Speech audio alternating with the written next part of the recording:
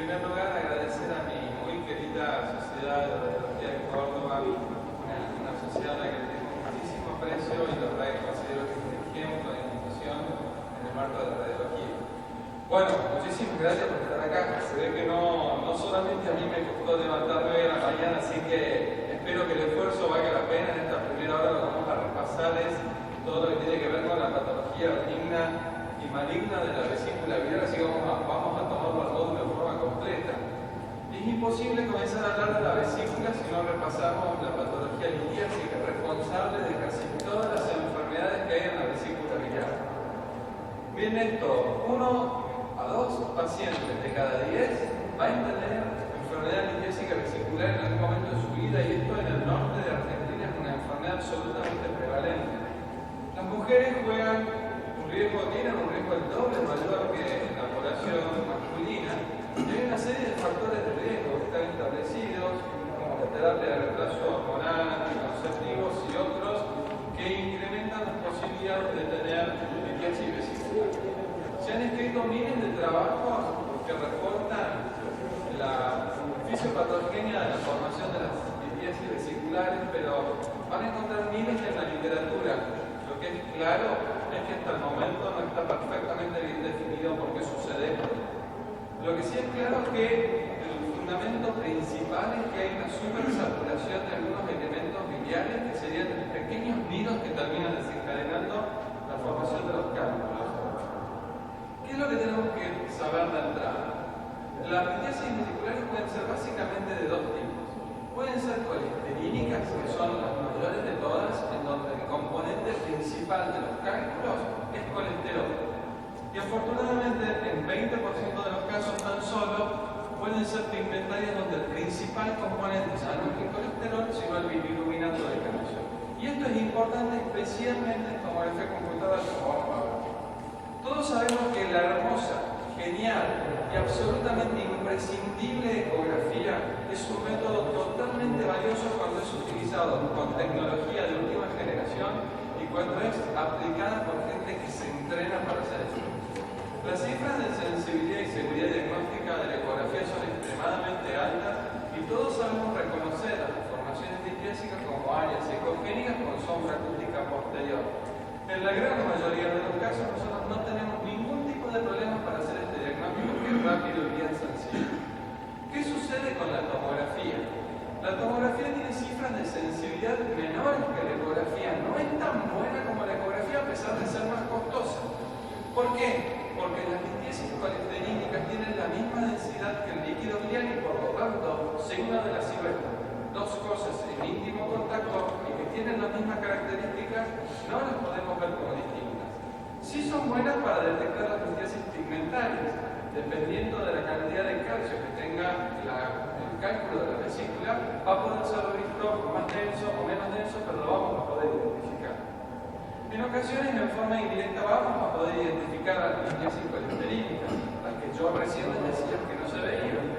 Y eso se debe a que en ocasiones pueden interpretar nitrógeno en su interior y generar esto que se conoce como el signo de Mercedes-Benz. Es bárbaro, porque ustedes al paciente dicen: señor, usted tiene una litiasis vesicular, y la paciente se recontra angustia, pero tiene un Mercedes-Benz adentro y salen recontra felices. Así que siempre vale eso, ¿no? Y en otras ocasiones, cuando hay un ayuno muy interesante o muy importante, el líquido biliar se incrementa en forma directa, podemos ver estas litiasis pigmentarias, colesterolínicas, que normalmente no las vemos. La resonancia magnética es extremadamente buena para una litiasis de vesícula, aunque no tiene mucho sentido utilizarla porque en general con una simple ecografía lo podemos ver. Las litiasis colesterolínicas en general son hipointensas tanto en T1 como en T2, mientras que la resonancia magnética es el único método que permite diferenciar si son colesterolínicas o pigmentarias, debido a que las litiasis pigmentarias suelen tener una alta señal de intensidad en T1. Así que aquí quienes mandan para el diagnóstico de las litiasis vesiculares es la ecografía, y la resonancia magnética es el único método que permite detectar litiasis pigmentarias. De todas maneras, yo no tendría implicancia desde el punto de vista terapéutico ni probabilidad. ¿Cuál es la principal complicación que tiene la litiasis de vesícula? La principal complicación que tiene la litiasis vesicular es esta, ¿no? La formación de la colecititis aguda. La colecistitis aguda se produce como consecuencia de la impactación de un cálculo en el bacinete de la vesícula biliar. Hay distensión de la vesícula, sobrecrecimiento bacteriano, eso secundariamente va a inflamar las paredes de la vesícula y el tejido adiposo que está a su alrededor. Si nosotros no detenemos el proceso, va a generarse sepsis y finalmente va a haber muerte del paciente, por lo tanto debe ser tratada.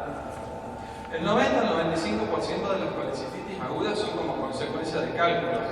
Miren esto, cuarta causa de admisión hospitalaria en urgencias agudas, ¿sí? Es un cuadro absolutamente frecuente, más común en mujeres y ustedes saben perfectamente bien cómo es la sintomatología y la forma de presentación.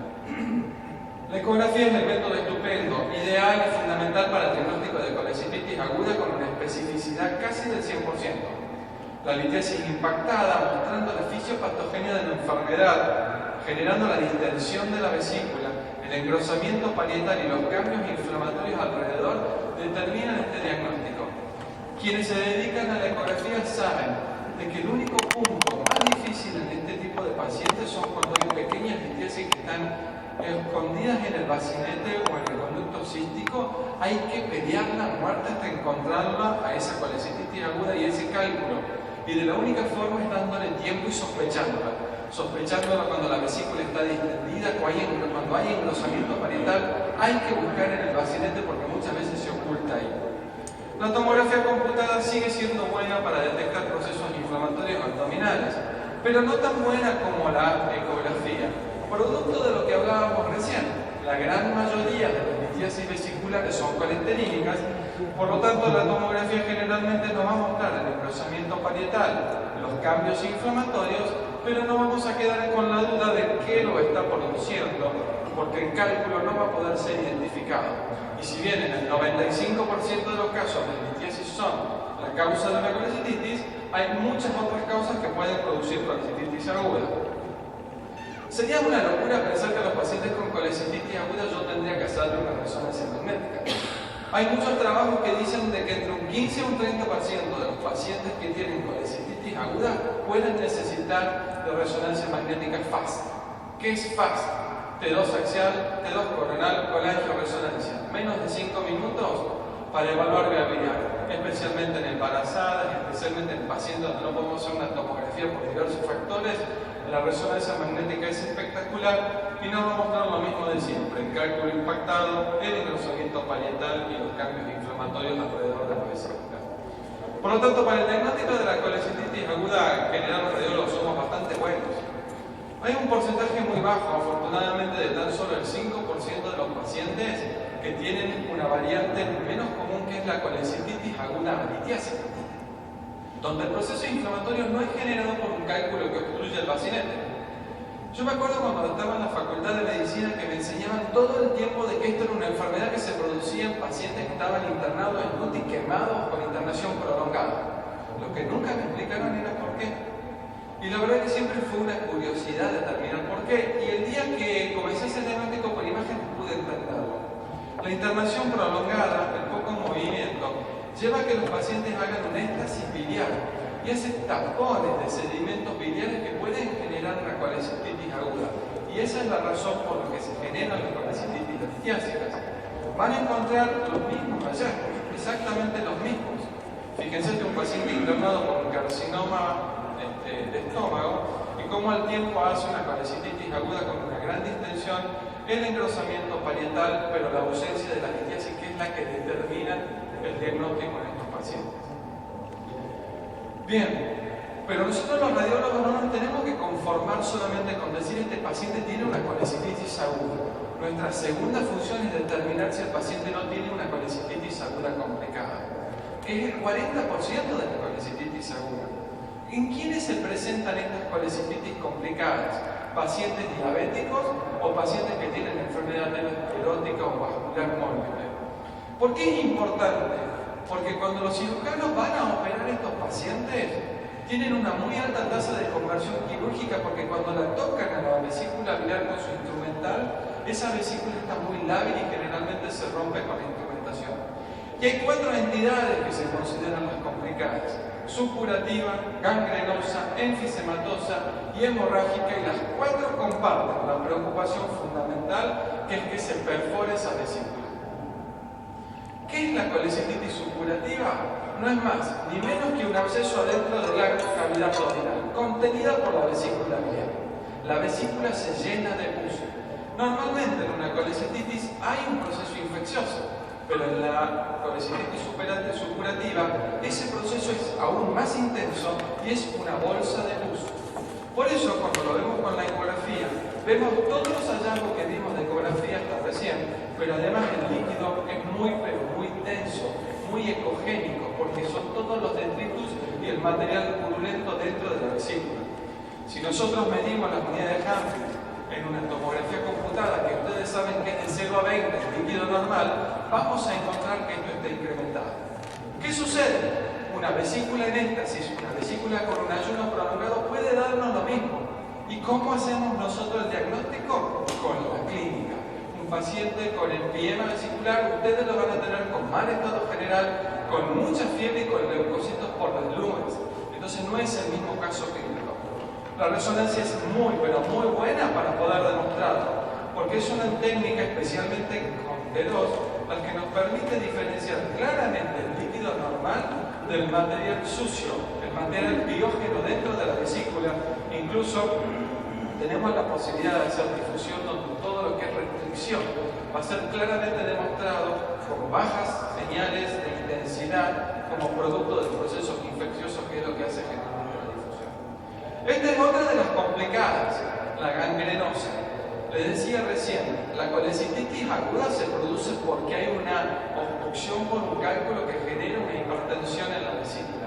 Esa hipertensión vesicular a veces es tan pero tan intensa que genera una alteración de los vasos de la pared de la vesícula por compresión y se genera isquemia y luego infarto. Lo mismo que pasa en el intestino, lo mismo que pasa en el corazón. ¿Y qué vamos a ver nosotros en ecografía? Vamos a ver a las membranas internas desprendidas dentro de la luz de la vesícula. Estas membranas internas no son más ni menos que el epitelio de la vesícula biliar, la mucosa de la vesícula biliar dentro de la luz. Se está derrumbando como se está derrumbando un edificio que lo están demoliendo. La tomografía computada no es tan buena para mostrar esas membranas endoluminales, pero es espectacular para ver esto que están viendo ahí, que se llama signo del anillo interrumpido. Esto es como cuando los que hacen mamografía miran con la lupa pequeñas microcalcificaciones. Fíjense ustedes que tras la administración de contraste hay áreas que refuerzan y áreas que no refuerzan en la pared de la vesícula biliar. ¿Por qué no refuerzan? Porque la red vascular está rota, está interrumpida.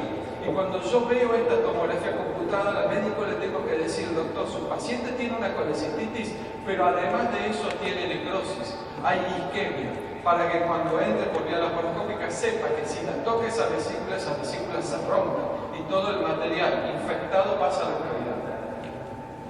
Obviamente que como todas las cosas que hay en el organismo, primero tienen isquemia y después infarto.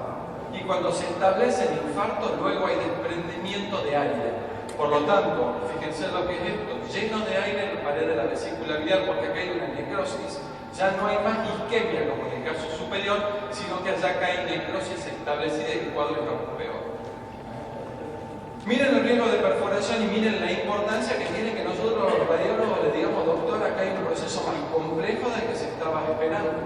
Tiene 5 veces más posibilidades de romperse esa vesícula que una no, que no lo tiene una colecistitis gangrenosa. Y la enfisematosa, a diferencia de las convencionales, son solamente el 1% de todas las colecistitis agudas. Y acá lo que sucede es que hay gérmenes anaerobios que producen aire. Y como ustedes saben, los gérmenes anaerobios no se presentan en cualquier paciente. Y cuando se presentan, aumenta la morbimortalidad hasta el cielo. Por lo tanto, esto no nos gusta ver. Aire dentro de la vesícula, aire dentro de la pared, y si el proceso sigue evolucionando, aire dentro de la cavidad abdominal. Incluso en ocasiones podemos hasta verlo en resonancia magnética, como saben ustedes, el aire es bien y muy intenso en todas las secuencias. Tomografía computada, resonancia magnética, son muy buenas herramientas para poder diagnosticar este tipo de alteración. La mortalidad de la enfisematosa es del 25%. De cada 4 pacientes que ustedes vean con colecistitis y enfisematosa, 1 va a morir. ¿Se dan cuenta la importancia de diagnosticar esto? Bien, ¿qué nos preocupa de estas colecistitis complicadas? Nos preocupa que perfore la vesícula. Y la vesícula se puede perforar de tres maneras. En forma aguda, en donde los radiólogos en general no vamos a poder ayudar mucho porque lo que vamos a tener es un paciente con líquido en la cavidad abdominal y va a ser difícil el diagnóstico. La perforación subaguda es la más común de todas y afortunadamente la podemos diagnosticar muy bien debido a que vemos abscesos en relación a la vesícula. Por lo tanto, cuando ustedes tengan un paciente con colecistitis y abscesos en la fosa vesicular, son perforaciones subagudas. Miren esta resonancia magnética cómo se puede ver perfectamente bien la disrupción de la pared y el absceso contenido. Aquí la pared se rompe y se genera una colección abscesada en la pared en la fosa vesicular.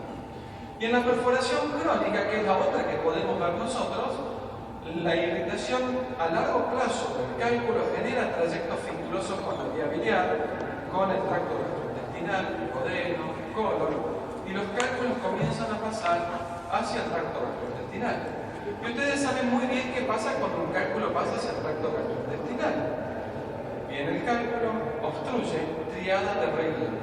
Aire, la vesícula biliar colapsada, el cálculo dentro del tracto gastrointestinal y la distensión es un hito biliar. Y ahí tienen la prueba en la cirugía. Un paciente que viene con vómito y con oclusión intestinal está teniendo como consecuencia de una fístula biliar, o sea, una perforación crónica, una oclusión del intestino delgado. Y como les decía, no siempre esa comunicación fistulosa se da hacia el intestino delgado o hacia la vía biliar. En ocasiones puede ser superior. Miren qué interesante este paciente, internado en el hospital durante meses por un supuesto pseudoquiste pancreático, comienza a vomitar nuevamente, vomitaba. Los cirujanos estaban convencidos que eran como consecuencia de este gran pseudoquiste pancreático. Cuando hacemos la tomografía nosotros notamos una vesícula contraída con aire y un cálculo en el antro gástrico. Nosotros sugerimos el diagnóstico de síndrome de Buch-Beret, o sea, una oclusión por un cálculo en el antro gástrico que estaba generando los vómitos del paciente. Por supuesto, no nos creyeron, siempre nos pasa lo mismo. Entonces ingresaron por vía endoscópica a ver qué pasaba y tratar de solucionar el quiste pancreático. Y se dieron cuenta de que adentro había un cálculo gigantesco y que con un taladro percusor lo podían romper. Y por lo tanto al otro día lo tuvieron que entrar a operar, abrir el duodeno y sacar el cálculo. Esto se llama síndrome de Buch-Beret. Por lo tanto, estas fístulas, estas comunicaciones fistulosas no solamente pueden pasar al resto del tracto gastrointestinal, sino incluso al duodeno y generar un cuadro de oclusión de gastrointestinal alta, ¿no? Muy interesante eso siempre reconocerlo. Otra de las entidades benignas que tiene la vesícula biliar es la colecistitis crónica, menos conocida, pero bastante frecuente. Generalmente la colecistitis crónica también se vincula a la presencia de litiasis dentro de la vesícula biliar. Y hay una fisiopatogenia que no está clara. Esto no se sabe si se da como consecuencia de un único episodio de colecistitis que desencadena después un proceso inflamatorio crónico, o es como consecuencia de que el cálculo irrita en forma crónica la vesícula biliar. ¿Qué es lo importante de esto para nosotros? Es que si nosotros diagnosticamos esto, le estamos diciendo en forma indirecta al médico que su paciente tiene muchísimo más riesgo de desarrollar cáncer de vesícula. Una patología que, como vamos a ver, no se puede diagnosticar en forma temprana. Y esto es lo que vamos a ver. Una vesícula muy contraída, con muy poco líquido y con muchos cálculos. Y todos ustedes, o quienes hacen ecografía, saben que esto se llama West Side. Pared eco-sombra. La pared de la vesícula, una pequeña lámina de líquido y el área lineal ecogénica que corresponde a los cálculos con la sombra cúbica. Aquí lo tienen el signo West. Pared ecogénica, líquido y los cálculos que se ven blancos con la sombra posterior. Esto es muy importante encontrarlo y diferenciarlo, porque tengo que hacer el diagnóstico diferencial como vamos a ver con la vesícula porcenal. En la resonancia magnética, si vamos muy apurados y estamos informando a 50.000 por hora, se nos puede pasar. Las vesículas son muy pequeñas, en algunas ocasiones son muy difíciles de ver, fíjense en la coangioresonancia. Vesículas que prácticamente no tienen distensión, noten los cálculos y miran la pared bien oscura como consecuencia de la fibrosis que tiene la colecistitis crónica, que es ese sustrato sustrato histológico en la pared. Y esta era otra colecistitis crónica, la que siempre nos enseñaron de la residencia que existía, la vesícula en porcelana, caracterizada por la presencia de depósitos cálcicos en la pared. Ustedes le van a hacer la ecografía y se van a encontrar con una mancha blanca y con mucha sombra acústica posterior. Pero entre la línea blanca no hay luego una línea oscura, que es el signo de West que veíamos recién. Y eso es lo que nos permite a nosotros hacer el diagnóstico de vesícula en porcelana. Por supuesto que es muchísimo más fácil hacerlo con una tomografía, ni hablar ni con una resonancia magnética. Mira la tomografía computada, qué bonito nos muestra las calcificaciones parietales, y en resonancia magnética la calcificación, como bien lo saben, es hipointensa en T1 y es hipointensa en T2. La pared de la vesícula en condiciones normales no se puede ver y por lo tanto podemos diagnosticar claramente que esto es un paciente con vesícula porcelana o con calcificaciones parietales. Esto es más interesante aún. Fíjense, una vesícula pobremente distendida, con muchos cálculos, engrosamiento parietal, pero miren las secuencias de colegio de resonancia cómo se ve un pequeño edema parietal. Y esto es una colecistitis aguda activa, colecistitis crónica activa. ¿Qué significa? Que este paciente, en un sustrato de colecistitis crónica, está desarrollando un proceso inflamatorio agudo. Y esto es muy importante diagnosticarlo en forma correcta. Por lo tanto, a no olvidarnos, pacientes con colecistitis crónica pueden tener una reactivación de su enfermedad en forma aguda y el paciente puede presentar sintomatología. En esta última parte vamos a entrar a hablar de otro tipo de patologías, que son las colecistosis hiperplásicas. Se le dio este nombre porque no querían confundirlas con colecistitis y porque el sustrato fisiopatogénico fundamental es una hiperplasia. Una de ellas es la colesterolosis.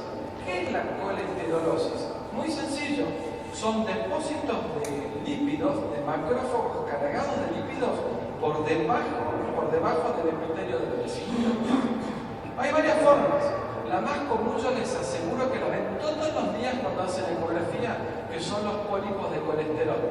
Esas pequeñas imágenes ecogénicas bien definidas y adheridas a la pared y que en ocasiones nos dan esto que es el signo de la cola de cometa. Esta es la forma de colesterolosis más frecuente. En ocasiones con la reso también la podemos ver como pequeñas imágenes polipoideas muy pequeñitas adheridas a la pared de la vesícula biliar. En otras veces estas colesterolosis afectan de forma más difusa la vesícula biliar y tienen un componente mixto, difuso y polipoideo. Noten este paciente con una vesícula encorvada, hay una formación polipoidea, situación fúngica que refuerza, y miren la macroscopía, una vesícula con 100 millones de pólipos de colesterol y con una lesión polipoidea más importante en el fondo. La literatura a esto le denomina vesícula en frutilla. Y yo nunca pude entender por qué en frutilla siendo que era tan amarilla. Entonces, como para ponerme mucho más contento, se lo pinté de rojo y puse la frutilla como para que se acuerden, pero se llama vesícula en fresa y ese es el nombre que tiene esta entidad. Esto es muy interesante y se llama adenomiomatosis. Y también es una entidad que yo les digo, no la vamos a ver todos los días, pero sí todos los meses. ¿Qué es la adenomiomatosis? Para poder entender esto, es mucho más fácil imaginarse un divertículo de colon que estamos mucho más acostumbrados. Aquí, la mucosa y la muscular de la vesícula biliar ingresan hacia la pared de la vesícula biliar y generan estas pequeñas depresiones murales que se llaman senos de Rokitansky-Askew. Esta patología también se vincula a litiasis y tiene la ventaja de que no es una patología que pueda predisponer a malignidad.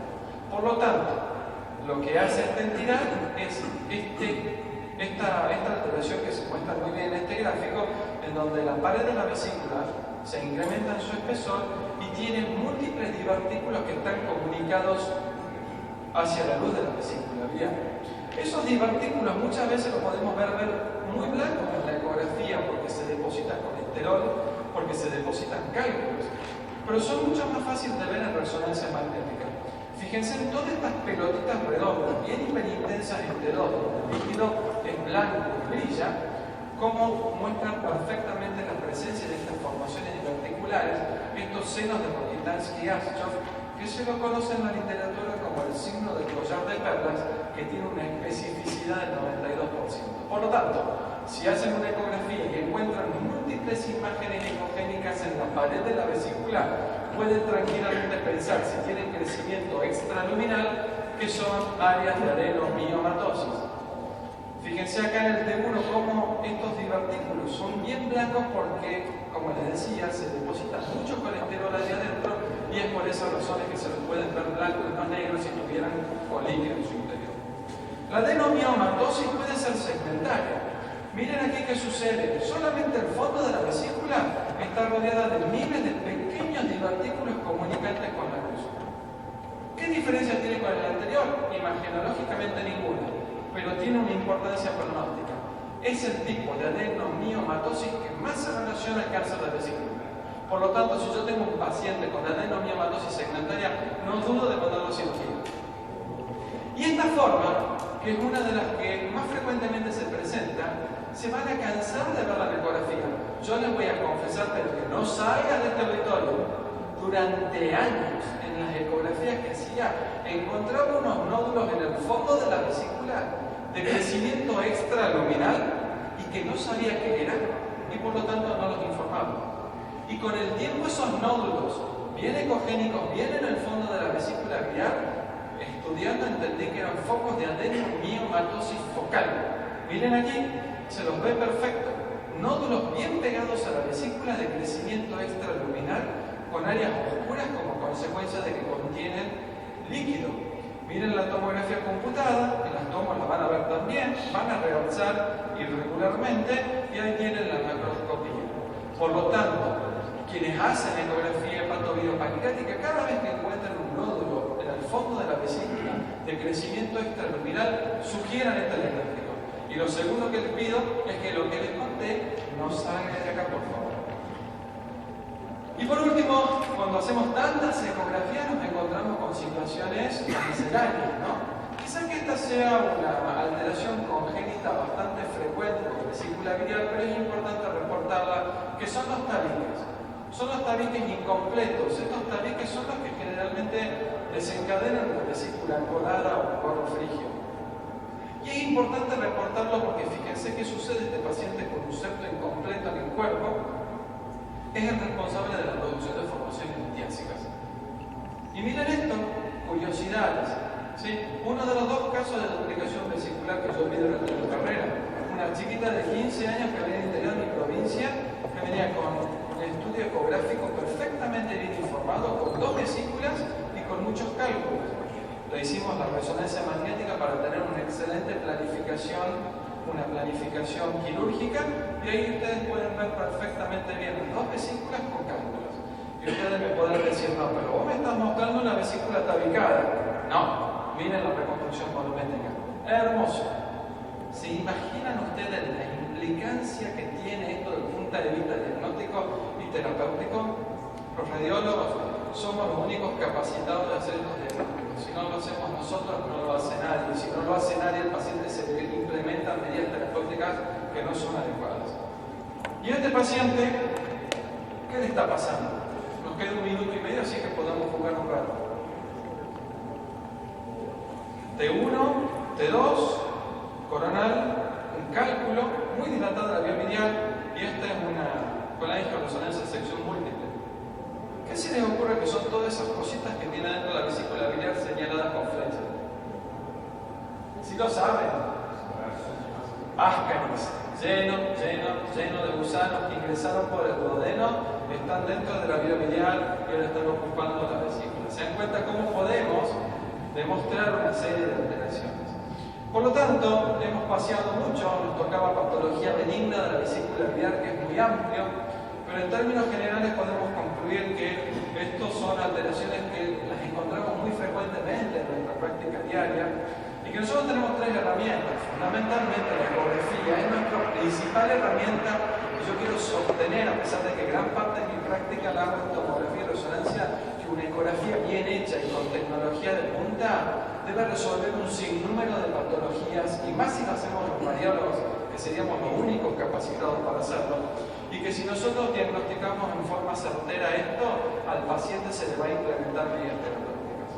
Y no se olviden, siempre tengan en cuenta que el arte, la radiología, no es lo que nosotros vemos, sino lo que vos haces que los otros vean. Muchas gracias.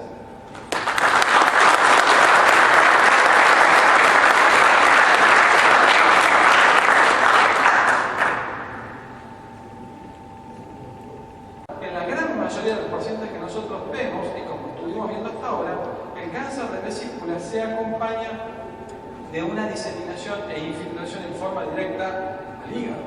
La tomografía, la resonancia magnética son métodos muy buenos para demostrar este compromiso. Se imaginan que las opciones terapéuticas de estos pacientes son extremadamente limitadas. Hay trabajos que muestran que la resonancia magnética tiene una sensibilidad del 100% para determinar invasión hepática. Yo creo que ustedes pueden compartir un poco conmigo que en la medicina no existe el 100%, pero le podemos dejar como un 99,9%. Es un método muy, pero muy sensible para determinar la invasión al parénquima hepático. Y al cáncer de vesícula también le gusta irse hacia órganos que están muy cerca. Las segundas estructuras con las que más frecuentemente puede invadir en forma directa el cáncer de vesícula es el duodeno o el colon. Fíjense aquí, hay una masa muy grande ocupando la vesícula biliar. No existe la vesícula biliar. Acá está el antro gástrico, aquí viene el duodeno, y el duodeno está totalmente infiltrado por la masa. Fíjense aquí en el corte, en la reconstrucción sagital, cómo el tumor gigantesco señalado con la flecha celeste está invadiendo en forma directa al duodeno. Y en este paciente con un tremendo o gigantesco cáncer de vesícula biliar nos llamaba la atención aire. Y ese aire puede ser generado porque el mismo tumor lo está generando por necrosis tumoral, o puede ser porque ese tumor se sobreinfectó, o puede ser porque ese tumor hizo una comunicación fistulosa hacia algo que tiene aire. Y algo que tiene aire es el tracto gastrointestinal, duodeno o colon. Entonces nosotros cuando revisamos la tomografía computada pudimos ver claramente la invasión del duodeno, pero en la reconstrucción coronal como el tumor también invadía en forma directa el ángulo hepático del colon y había una comunicación fistulosa y era responsable del aire que había dentro de la lesión. Los tumores malignos de vesícula que nacen en el bacinete también, además de irse hacia los órganos vecinos que estábamos viendo, puede llevar el camino de tomar el conducto cístico, infiltrar el ligamento gastrohepático y en el ligamento gastrohepático pasa la vía biliar extrahepática y por lo tanto nosotros vamos a poder demostrar con nuestros métodos la dilatación de la vía biliar como consecuencia de la infiltración directa del tumor a la vía biliar extrahepática. La reso es muy buena para determinar dilatación, aunque su sensibilidad cae al 70% para demostrar eficientemente la infiltración del tumor hacia la vía biliar. Pero si yo tengo un paciente con un gigantesco tumor de vesícula y la veo la vía biliar dilatada, tengo que entender que hay infiltración informada. Fíjense aquí un caso peor aún, más extenso, mucho más grande, tenemos infiltrando básicamente el carrefour biliar, limitando las opciones terapéuticas básicamente de sostén a estos pacientes. La diseminación linfática es la segunda vía que más le gusta al cáncer de vesícula. Tiene una muy alta prevalencia. Cuando nosotros hacemos el diagnóstico de cáncer de vesícula, 5 de cada 10 pacientes ya tienen invasión por vía linfática. Y eso, por supuesto, decae la sobrevida y aumenta la mortalidad de los pacientes. Puede afectar a ganglios biliares regionales o los retroperitoneales. Cuando afecta a los ganglios retroperitoneales ya se considera enfermedad metastásica. Cuidado con el cáncer de vesícula. Dan muchos ganglios linfáticos y muchas veces yo vi diagnósticos de pacientes con carcinoma pancreático, pero en realidad eran conglomerados de ganglios linfáticos peripancreáticos secundarios con tumor de vesícula. Bueno, los ganglios linfáticos ya saben, compartimos los problemas en otras áreas, ¿no? Generalmente demuestran un aumento del volumen, es nuestro principal argumento para decir que ese ganglio linfático es secundario, pero uno se cansa de ver ganglios de 5 milímetros con claras características de malignidad. Aquí tienen la resonancia, un paciente con un tumor muy grande de accidente vesícula biliar y ganglios linfáticos muy grandes, con una interesante caída de su señal de intensidad en el mapa de ese, mostrando su alto componente celular. Fíjense cuán útil a veces puede ser la difusión para demostrar con claridad la presencia de las lesiones secundarias, ya sea en el hilo hepático o en situación peripancreática. Y a contrario de lo que sucede con otros tumores, la tercera vía que más le gusta al cáncer de vesícula para diseminar es la vía hematógena. Y a donde más comúnmente lo hace es al hígado. Fíjense, acá tenemos un paciente con un cáncer de vesícula y distante del cáncer de vesícula, una gran masa lesional en el domo hepático con claras características de malignidad, igual que en este paciente con resonancia magnética, una lesión expansiva con una lesión secundaria subcapsular. Si hay residentes acá, sus maestros le deben haber enseñado hasta el hartazgo de que el colangiocarcinoma intrahepático genera una retracción de la cápsula. Pero este ejemplo es muy bonito para mostrarles de que no es exclusivo de un colangiocarcinoma intrahepático. Muchas lesiones malignas de localización subcapsular pueden generar esta depresión de la cápsula que no es exclusiva de ese tumor. Bueno, miren, aquí un paciente con un gran engrosamiento parietal difuso, como dijimos al comienzo, y miren las innumerables metástasis distribuidas por ambos óvulos hepáticos. El PET, como bien saben, es una excelente herramienta para demostrar este tipo de lesiones secundarias, pero en el cáncer de vesícula juega un rol muy limitado, debido a que en la gran mayoría de los pacientes que diagnosticamos tienen enfermedad avanzada, tienen metástasis claramente evidentes y lesiones que son inconfundibles y por lo tanto la gran mayoría de las veces no hace falta recurrir a un estudio de PET para evaluar si las lesiones hepáticas son secundarias o no. Y por último, en tumores muy avanzados, revisen bien el peritoneo. ¿Por qué? Porque el cáncer de vesícula por vía hematógena también puede llegar al peritoneo. Miren esto, gigantesca masa lesional. Yo no hice una selección de mis casos más impresionantes. Yo solamente seleccioné los casos que vemos todos los días. O sea, lo que están viendo ahí es lo que nos pasa todos los días con el cáncer de vesícula. Noten ustedes los pequeños nódulos peritoneales. ¿Sí? En esta resonancia magnética podemos ver el tumor de vesícula y miren todos los nódulos peritoneos. ¿Para qué sirve diagnosticar correctamente, identificar los patrones y determinar la extensión? Me sirve mucho, porque yo lo llevo a esto, el TNM. Este es uno de mis libros preferidos, que yo creo que ningún radiólogo puede dejar de tener en su práctica diaria, si ustedes me permiten que se lo diga así, que es el manual del octavo comité del cáncer.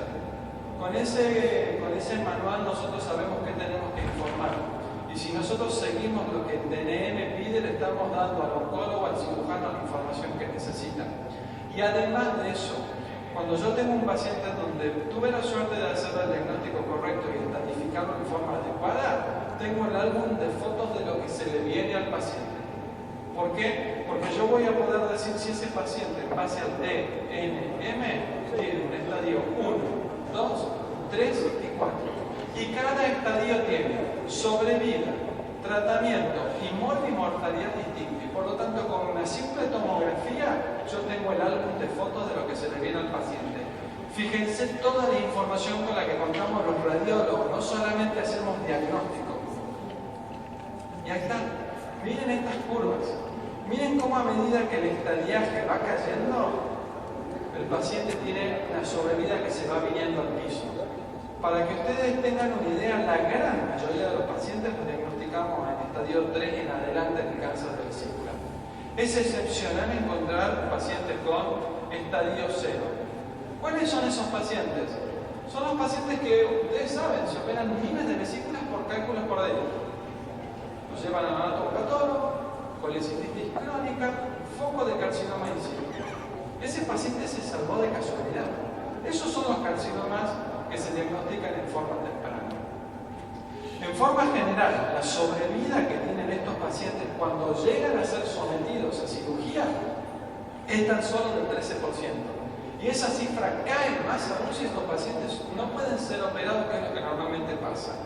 Y eso se debe a que los pacientes con cáncer de vesícula tienen una muy alta tasa de recidiva lesional.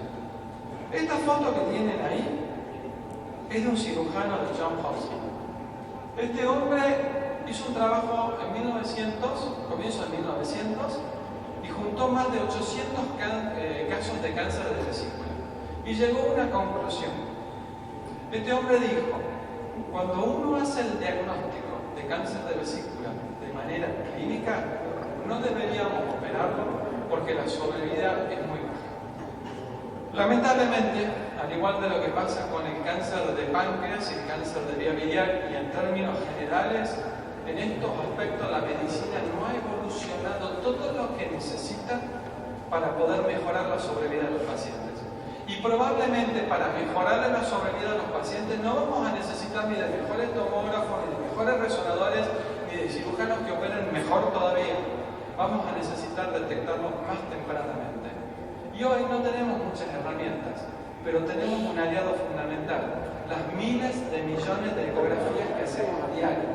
Por lo tanto, yo les sugiero y los animo ampliamente que cuando están con sus ecógrafos todos los días, muy pequeñas alteraciones en la pared de las vesículas, las sobreestimen, porque en esos casos ustedes pueden estar previniendo en forma temprana un carcinoma vesícular.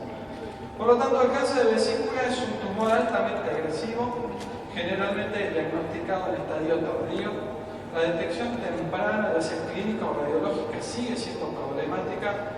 Y nosotros, los radiólogos, tenemos que evaluar bien la vesícula biliar entre pequeños hallazgos para poder determinar pequeños factores de riesgo que puedan determinar a futuro un cáncer de vesícula. Por último, les dejo la mejor foto de todas. ¿Sí? Esta es una fotografía de Tucumán, ¿sí? Uno de los lugares más lindos del mundo. Está tomada de un cerro que se llama Cerro San Javier, donde está el tercer Cristo más grande del mundo. Allí están las avenidas principales, las luces, como todas ciudades, cuando uno las ve de noche y de arriba, parecen lindas y parece que la gente viviera en paz. Pero esta foto se destaca porque acá está algo que se llama luna. Y esta luna le andan poniendo banderas norteamericanas, rusas, chinas, japonesas, pero hay una cosa que nadie la va a cambiar y que es Tucumán. Muchas gracias.